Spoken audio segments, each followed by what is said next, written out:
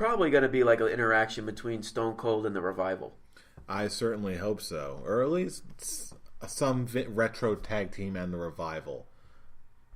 I will say, when it comes... I'm going to say this with both shows, but when it came to the wrestling, it was really good. Mm-hmm. I don't think there was a bad match on either of these shows.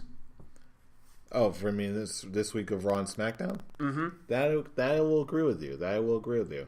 And it mainly stems from the number 2 storyline that's going on in WWE is the adventures of Jason Jordan and Seth Rollins. That is actually way better than it has any right to be. Just with Jason Jordan coming into his own. It's exactly because they know what they're doing with Jason Jordan. Mm-hmm. They're not pushing him as a face. They're pushing him as a manipulative heel who has the smile as the cover, as the novice. Mm-hmm. He knows exactly what he's doing. He's basically he is quote quote learning from Seth Rollins being the architect. He's manipulating Kurt Angle. He's manipulating Seth. He's manipulating Cesaro and Sheamus in their match, getting in their heads. And Seth is trying to be the voice of reason, going, it's like, you do realize there's going to be consequences to all this. You can't just go out there without me knowing and having your back. You can't be going to your dad and making matches for me. Granted, I do want a match with Finn Balor. I mean, Seth Rollins and Finn Balor, come on. But it's like, Seth is trying to be like, okay, I appreciate what you're doing, but you got to be smart about this. And the whole time you're thinking, yeah, like Jason Jordan may be like being the guy who has smiling. It's like, oh, I get what you're saying. Thank you. I'll learn what you're doing. But in the back of his head, he's just twirling his evil mustache, mesh, mesh, mesh. And when he tripped Finn Balor in the match with Finn Balor versus Seth Rollins, it was like setting in stone. Like, yeah, this guy knows exactly what he's doing. Mm-hmm. He's manipulating everyone. I mean, when Seth brought back the curb stomp, or I think they're calling it blackout now. I didn't even catch that. I just turned around and all of a sudden, oh, hey, they're doing the curb stomp again. And Finn sold that like a champ. But yeah, the whole, like, with Cesaro and Sheamus coming out to distract Gallows and Anderson, and enough that the referee's distracted, he was manipulating everyone and everything. And I'm like, that's what you're doing. No more trying to push him as a face Jason Jordan. They're doing exactly what they're doing. Like, people hate him, but you know what? Let's work this to our advantage. Let's actually make him a guy who's pretending to be a babyface, to be a good guy for everyone, but he's really doing his own thing. Mm-hmm. And that's why I like it so much. Yeah, I'm actually very glad with how this is finally going at this point. It's certainly a lot better than what I was expecting before when all this kicked off. But yeah, now that this is in full swing, I honestly want to see more of it. It's now reaching that point where you're booing Jason Jordan, not because you want to, it's because you have to, because he's giving you reasons to boo him. You're not just booing him because of the character's decisions they're giving him. Mm-hmm. You're booing him because he's becoming a heel, and he's actually doing a really good job at it. Mm-hmm. And that's why I applaud it. Mm-hmm. As do I. Any other parting thoughts on Raw this week? No, that's pretty much it. All right, so in that case, let's move on to this week in Raw and SmackDown Live. This week in SmackDown Live, which was pretty much the final portion of the U.S. title challenge. Raw was called the Braun Strowman Show. SmackDown Live this week is called the United States Tournament Show. That's it. That actually it. Other than one other match, which was the women's match, there really wasn't anything going on wrestling-wise. It was just the U.S. tournament and the 6-women tag match. Yeah, that's really it. Although I will be fair. I missed the first 20 minutes of the show. Mm-hmm. What happened? I also missed the first portion of the show.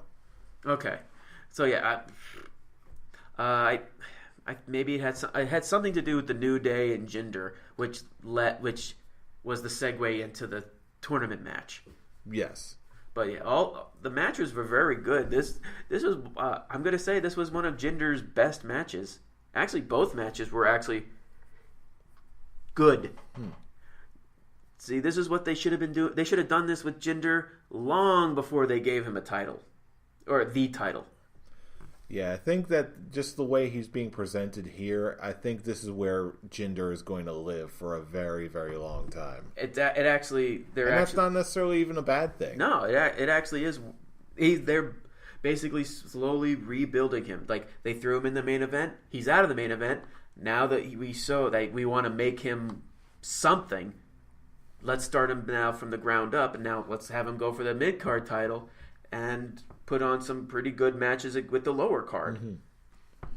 So basically, we got Jinder Mahal beating Xavier Woods. Sadly, surprise to no one. We also got Bobby Roode beating Mojo Rawley. That was the better match of the semifinals. Mm-hmm. Mojo Rawley and Bobby Roode worked great together. And now we had in the grand finals, we had Bobby Roode beat Jinder Mahal to become the new U.S. champ. This actually surprised me. I think what surprised me more is that they were setting, like, the whole storyline before the match happened was that the finals was going to be on next week's show. And for some reason they decided to bring it on this show after Bobby Roode's match with Mojo.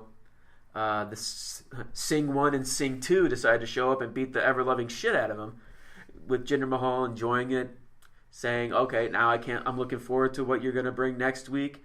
Bobby Roode saying, well, you have your guys beat the shit out of me, but I can keep going. How about we have the finals match now? Jinder is laughing it off. He's like, yeah, no, we're not going to have that happen. You're not the one who's calling the shots. All of a sudden, out comes Daniel Bryan. Daniel Bryan comes out. That's actually a really good idea. So the main event tonight is going to be the finals of the United States tournament. And the crowd went nuts. They loved it. They were like, let's do it. Yes, yes, yes. And it just makes you realize, man, when Daniel Bryan's contract is up and if he's not signed back, if he hasn't signed a new one, WWE is going to be missing a big thing with Daniel Bryan going. Yeah, they're going to have to do something serious because, again, he to me is still a draw.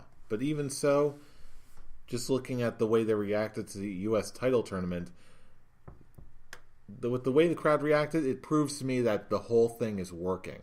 And it's working beautifully. It certainly caught our attention. Yeah. Wait, which part is working exactly?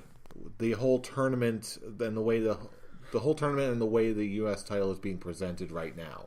Yeah, you have basically the talent that's right below the WWE Championship roster. There's like the WWE Championship roster, United States Championship roster, Tag Team roster, and whatever is below that. Mm-hmm. The Zack Ryder. I had to. Zack Ryder, really? Yes, I had to do it. Oh boy! But we had a pretty good match between Jinder Mahal and Bobby Roode, and it ended with Bobby Roode taking the victory, and it was definitely glorious. Mm-hmm. I think the only real downside that I had with Smackdown this week is just it's really the Royal Rumble video packages that they were doing. Mm-hmm.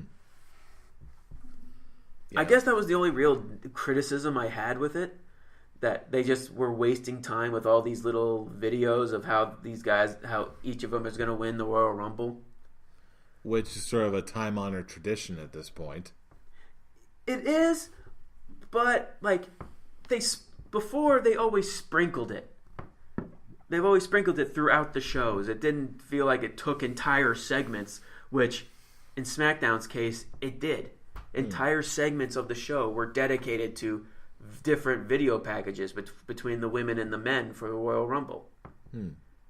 It was just too much. Okay. Well, having said all of that, with everything that both shows have gone down, what between Raw versus SmackDown Live, which one was the better show in your opinion? You're probably not going to like my response to this. You might be surprised. To be perfectly honest, I was equally entertained with both shows. They were both right on that mark where I was entertained. Other than the criticism I had with SmackDown, but it's obviously they wanted to dedicate the show to the U.S. title tournament, which is understandable because of Raw 25 next week. That's all people are going to be focusing on. They're probably not going to do very much with SmackDown Live other than just because Royal Rumble Go Home show. Royal Rumble Go Home show, setting the Royal Rumble in motion. But the main focus will be on Raw 25. Give this week the U.S. title tournament. Yeah, honestly, I'm going to have to agree with you too. This one was a really tough call for me, just because of how good and solid both shows were. They're both paced very, very differently. It's like, what do you want to have wrestling this week? Do you want the Braun Strowman Wreck-It Ralph hour, or do you want just the finals of a really good, compelling wrestling tournament? And I was thinking about this. You could make a good strong case for either show here, but honestly, after thinking about it, I'm going to have to give this one to SmackDown Live, strictly because it was a nicer, cleaner focus. More of the matches per capita were solid. It was just an all-around better show. As much as I do enjoy the spectacle of a good Braun Strowman beatdown, and again, now I want to bake some cakes.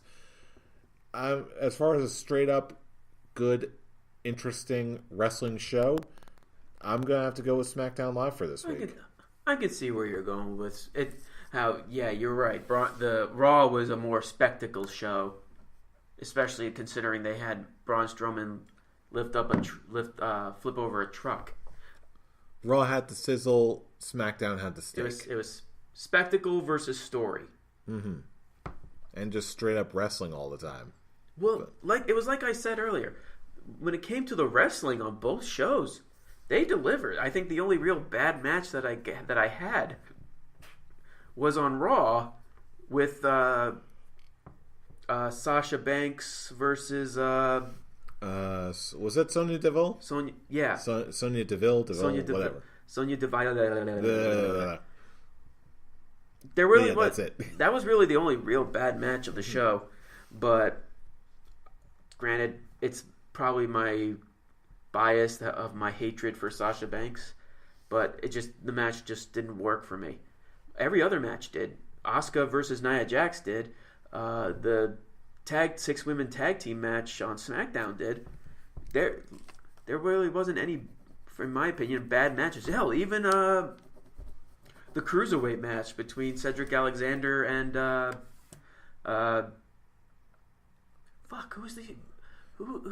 who's Team Enzo?